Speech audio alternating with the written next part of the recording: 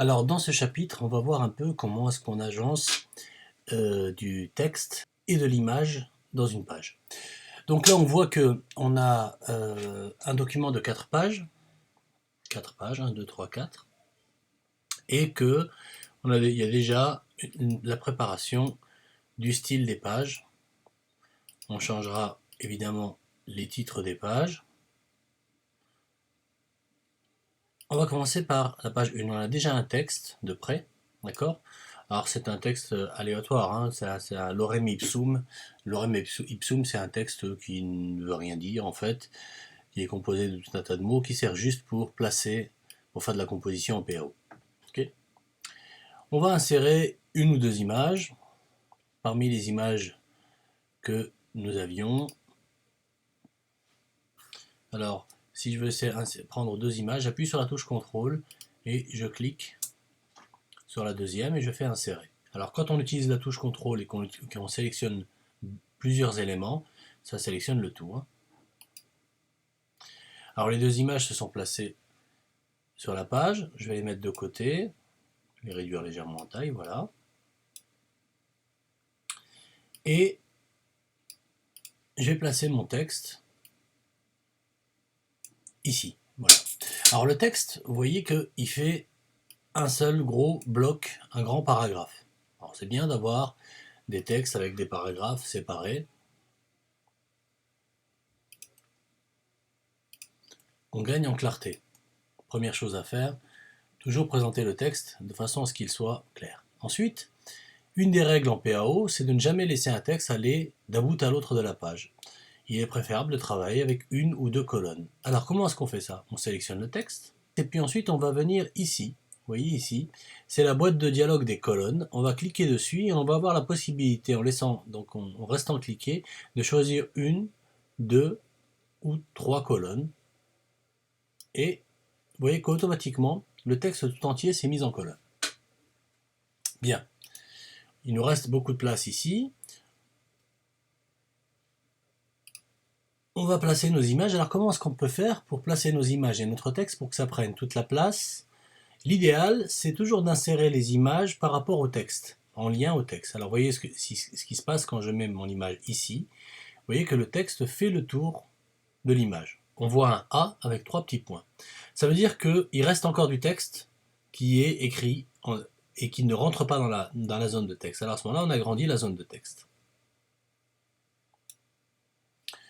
Vous voyez, là, on a tout le texte et il nous reste même de l'espace. On peut mettre la deuxième image. Par exemple, si une partie du texte concerne cette image, on peut venir l'insérer sur deux colonnes. Donc vous voyez que celle-ci prend deux colonnes, celle-ci prend deux colonnes. On aurait pu mettre celle-ci ici, sur la deuxième colonne. On a encore des trous, ça c'est pas très joli. Dans ce cas, il vaut mieux réduire la zone de texte de manière à ce que le texte occupe bien toute la place, comme ceci. Donc là, on a une présentation qui est une présentation du type page. Alors, regardons ce que ça donne. Voilà notre présentation. Évidemment, il y a rarement un grand texte qui prend toute la page. Il faut ajouter, pour introduire chacun des textes, des sous-titres de chapitres. Bien, alors on va créer un sous-titre de chapitre. Alors évidemment, moi je vais l'appeler simplement sous-titre de chapitre. Je vais lui donner la même mise en forme que le titre. Donc je clique sur le titre. Je vais cliquer sur reproduire la mise en forme et je vais l'appliquer. Voilà. On voit que le titre a pris exactement le même style que le titre. Sauf que nous, si c'est un sous-titre, on va réduire la taille. Voilà, on va choisir une taille 26. C'est largement suffisant. On va réduire la zone de texte. Et on va placer les sous-titres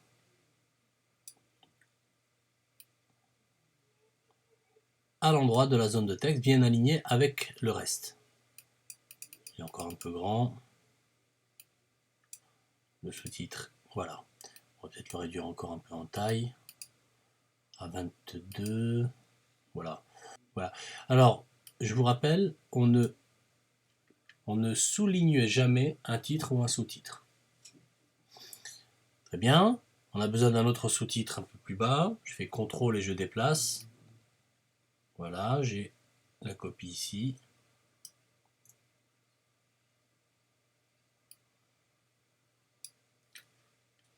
Un autre sous-titre. Bien évidemment, rien ne nous empêche, en reproduisant,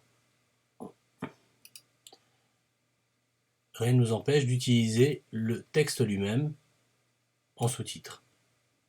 Voilà. Et on a ce type de présentation aérée avec des sous-titres et des corps de texte.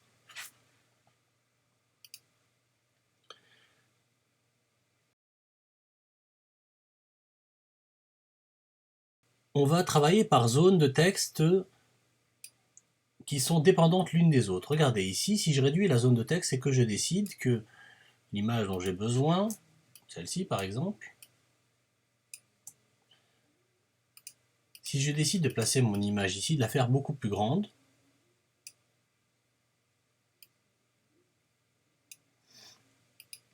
voilà, on sait qu'on voit que grâce au A avec les petits points, on sait qu'il nous manque du texte.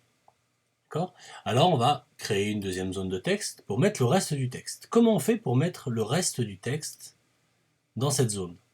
Eh bien, on va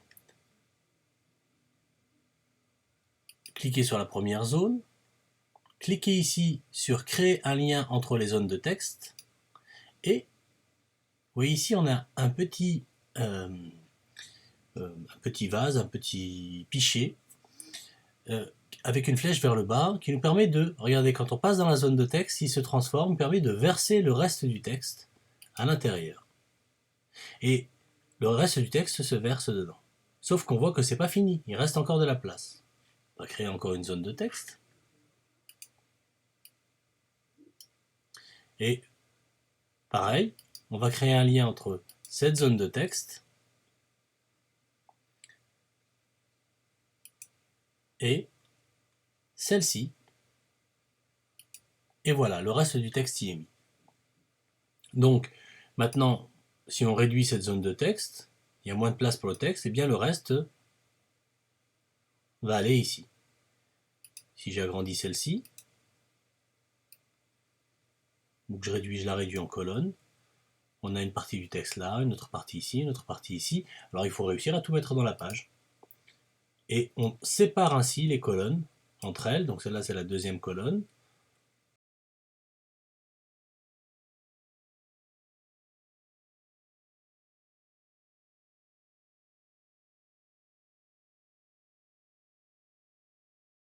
Voilà, donc on a une petite colonne, une colonne plus large, une colonne plus petite, ce qui nous donne une présentation de ce genre-là. Très important, vous le voyez ici, on aligne toujours les textes et les images. Il faut que cette image soit alignée avec celle-ci. Il faut que l'image en question soit alignée avec le texte. Je ne veux pas voir des images décalées par rapport au texte avec des vides de ce genre. Hein? Les images sont alignées avec le texte. Toujours, toujours, toujours. Vue d'ensemble du document.